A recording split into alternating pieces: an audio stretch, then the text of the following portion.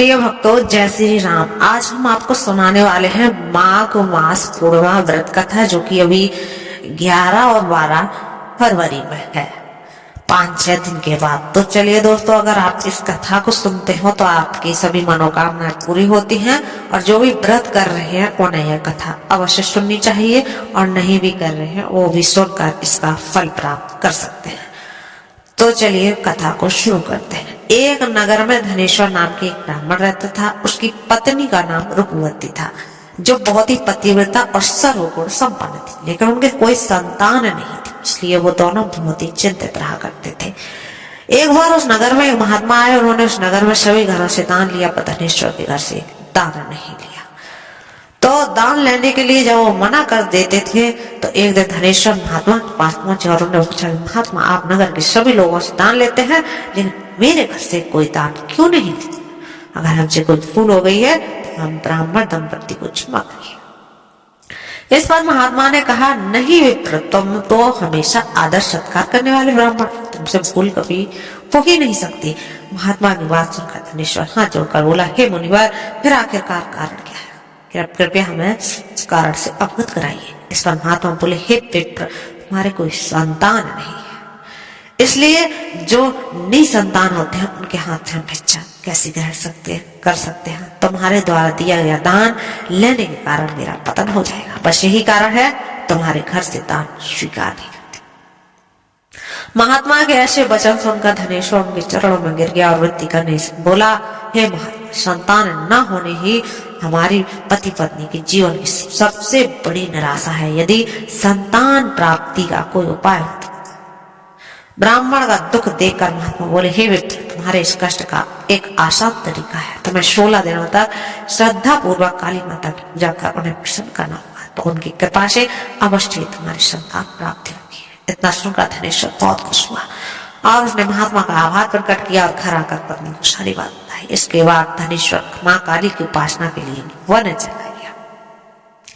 ब्राह्मण ने पूरे 16 दिन तक काली माता की पूजा की और उपवास रखा। उसने भक्ति देखकर माता प्रसन्न हुई और काली माता ने ब्राह्मण को सपने में आई और बोली, हे धनेश्वर, तुम निराश, मैं तुम्हें संतान के रूप में संतान की प्राप्ति का वरदान देती हूँ, लेकिन 16 साल की अल्पायु में ही उसकी मृत्यु हो जाएगी। काली माता ने कहा, यदि तुम पति पत्नी विधि पूर्वक 32 पूर्णिमा का व्रत करोगे, तुम्हारी संतान दीर्घ आयु हो जाएगी।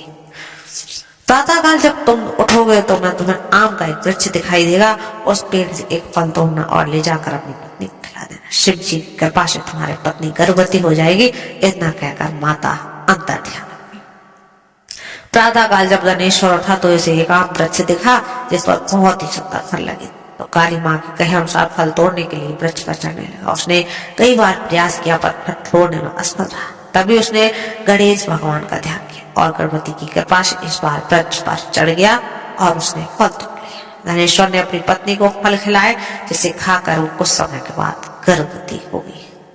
दंपत्ति काली माँ के निर्देश अनुसार हर पूर्णिमा पर दीप जलाते। कुछ दिन बाद भगवान शिव की कृपा हुई और ब्राह्मण की पत्नी के एक सुंदर बेटी का जन्म दिया, जिसका नाम उन्होंने देवीदास रखा। जब पुत्र 16 वर्ष का हो गया तो माता पिता को चिंता होने लगी, इस वर्ष मृत्यु न हो जाए।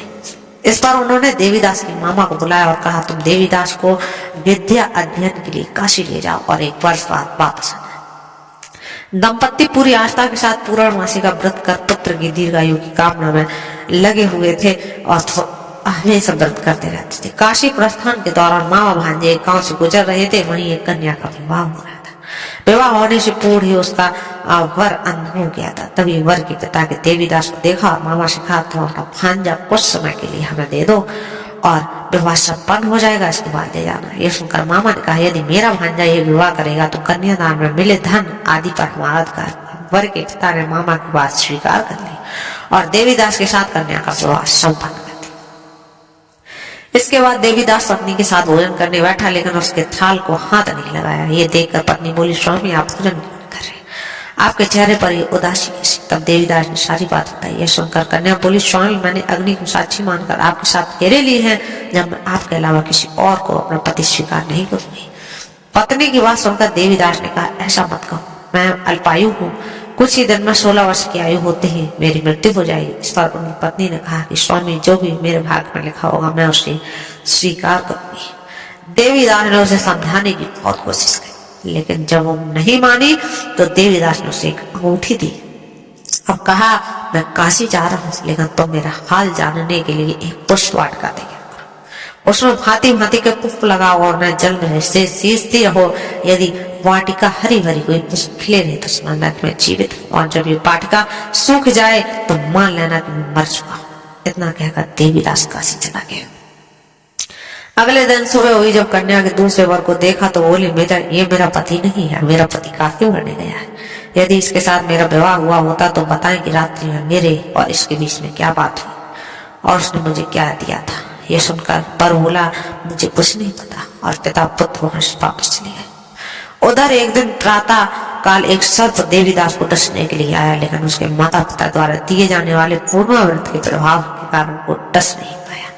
इसके बाद काल स्वयं वहां आए और उसके शरीर से प्राण निकाल के ले गए। देवीदास बेहोश हो गया, बेहोश होकर गिर पड़ा। तभी वहां माता पार्वती और शिव जी आए। देवीदास बेहोश देखकर देवी पार्वती बोली, हे स्वामी, देवीदास की माता ने 25 पूर्णिमा का व्रत किया है, उनके फलस्वरूप कृपया उसे जीवन दान दे।